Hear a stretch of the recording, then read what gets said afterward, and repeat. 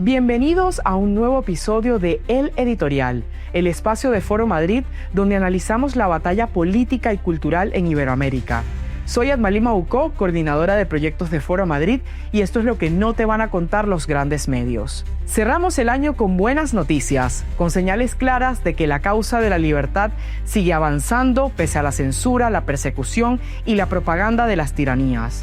Ha sido un año de victorias políticas y culturales que ya empiezan a dar frutos. Una de esas grandes noticias tiene nombre propio: María Corina Machado.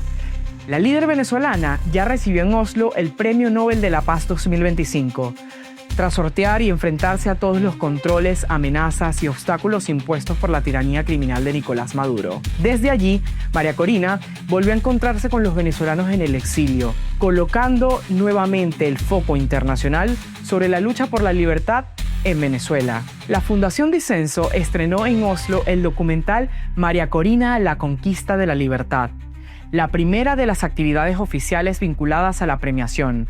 Un testimonio poderoso sobre el coraje, la determinación y la esperanza de un pueblo que se niega a rendirse. Además, en Bruselas, Patriots y Vox presentaron una exhibición fotográfica dedicada a la trayectoria de María Corina Machado, llevando al corazón de Europa el rostro, la voz y la causa de millones de venezolanos que luchan contra la dictadura. Desde Foro Madrid celebramos estos avances con orgullo y convicción, porque cada paso que da María Corina es un golpe a la tiranía. Y porque la causa de la libertad de Venezuela es una causa que ya no puede ser silenciada. La historia se está escribiendo y esta vez está del lado de quienes no se rindieron.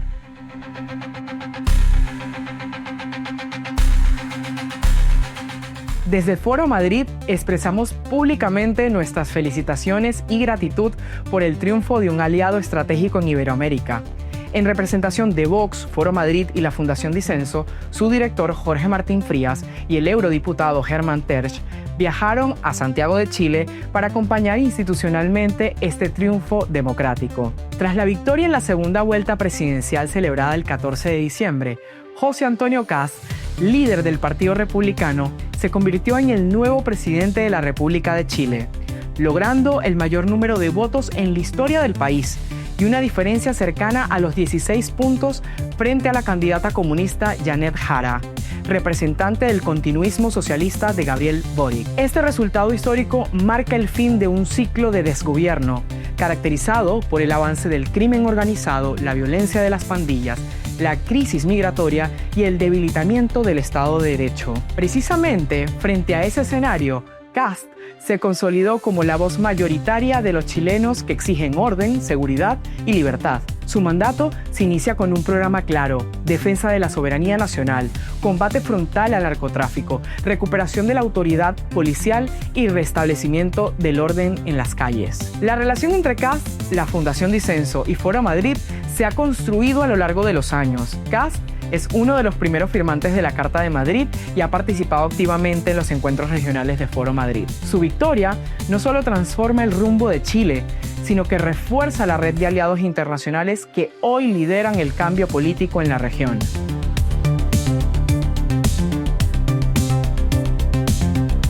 Tras 20 años de hegemonía socialista, los bolivianos han derrotado al MAS. Con apenas 2 escaños en la Cámara de Diputados y sin presencia en el Senado, el partido de Evo Morales pierde su capacidad para hundir la economía boliviana, erosionar las instituciones y conducir al país a una crisis de seguridad. Esta pérdida de poder del socialismo ya ha tenido sus primeros efectos. El Tribunal Supremo de Justicia ha revisado los procesos contra los presos políticos del régimen anterior y ordenó la puesta en libertad de la expresidenta constitucional Yanine Áñez. También Luis Fernando Camacho, gobernador del departamento de Santa Cruz, ha salido de prisión. Por su parte, el nuevo presidente electo, Rodrigo Paz, ha dejado muy claras sus prioridades: más apertura económica, una justicia independiente. En el plano internacional, Paz quiere reconstruir sus vínculos con Estados Unidos y romper definitivamente con Maduro, Díaz-Canel y Ortega, que representan todo lo contrario a la democracia y a la libertad. La caída del MAS en las elecciones legislativas y la victoria de Paz en la segunda vuelta presidencial es un golpe contundente al socialismo del siglo XXI que impulsó y sostuvo el régimen cubano en Venezuela, Ecuador y Bolivia. Tanto es así que la ALBA, la Alianza de Gobiernos de Ultraizquierda, que impulsó el chavismo en la región, expulsó a Bolivia.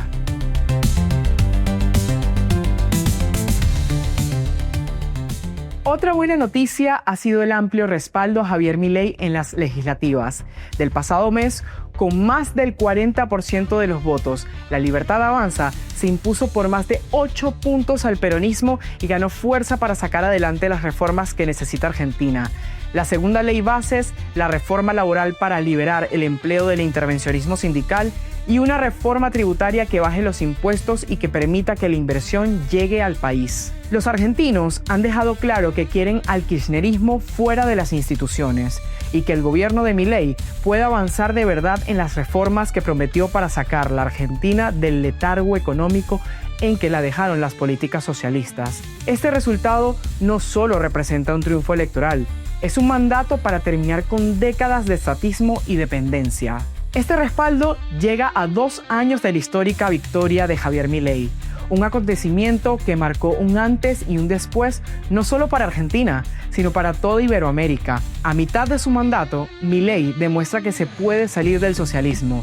Inflación a la mitad, reducción drástica del gasto público y recorte de ministerios y organismos públicos innecesarios. La pobreza se está reduciendo y la economía da señales de recuperación.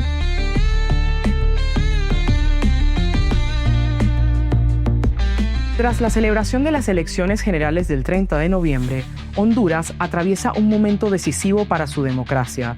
Durante meses, desde Foro Madrid, advertimos sobre los intentos del matrimonio Zelaya-Castro de condicionar y manipular el proceso electoral mediante persecuciones, bloqueos institucionales y presiones políticas. Lamentablemente, esos riesgos hoy se manifiestan con mayor claridad en la fase final del proceso. Una misión de Foro Madrid estuvo presente en Tegucigalpa observando la jornada electoral y pudo constatar diversas incidencias operativas que afectaron el normal desarrollo de la votación, así como la necesidad de extender el horario para garantizar el derecho al sufragio.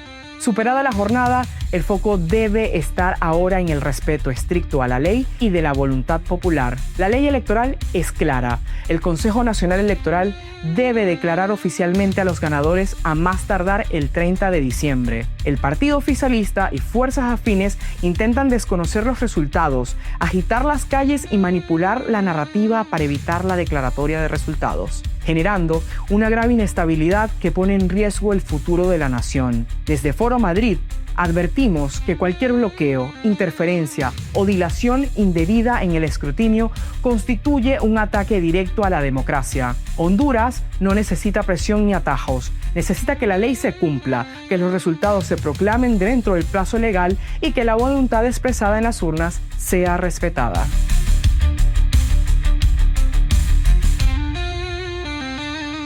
En Brasil, el socialismo de Lula da Silva captura las instituciones. La persecución contra Bolsonaro alcanza niveles extremos. El expresidente, de 70 años, cumple condena en la sede de la Policía Federal, privado de la atención médica que su grave estado de salud requiere.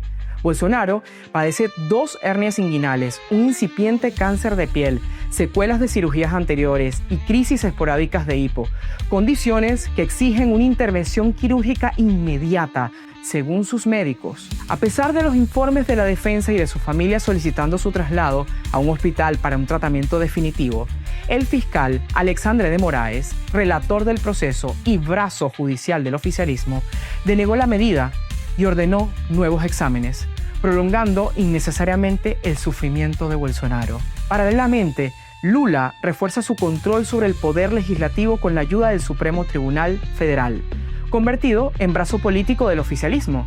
El Supremo Tribunal ha rechazado apelaciones de la defensa de Bolsonaro y ha avalado medidas arbitrarias, incluyendo el veto presidencial a proyectos del Congreso y la persecución judicial contra opositores como su hijo, Eduardo Bolsonaro. La ley de amnistía protege a los aliados del oficialismo y se utiliza como arma contra la disidencia, demostrando que gobierna como un caudillo al servicio de su proyecto autoritario. Lula ya dijo que vetaría la ley de amnistía que se propuso. Brasil es actor clave en Iberoamérica y enfrenta hoy una amenaza sin precedentes a la democracia. Un mandatario que manipula las instituciones, criminaliza a la oposición y deja en riesgo la vida y la salud de quienes desafían su poder.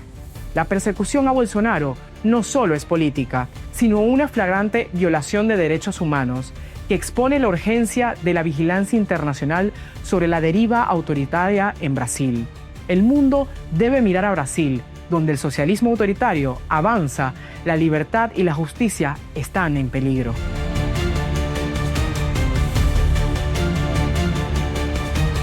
Estados Unidos ha pasado de la advertencia a la acción directa contra el crimen organizado iberoamericano.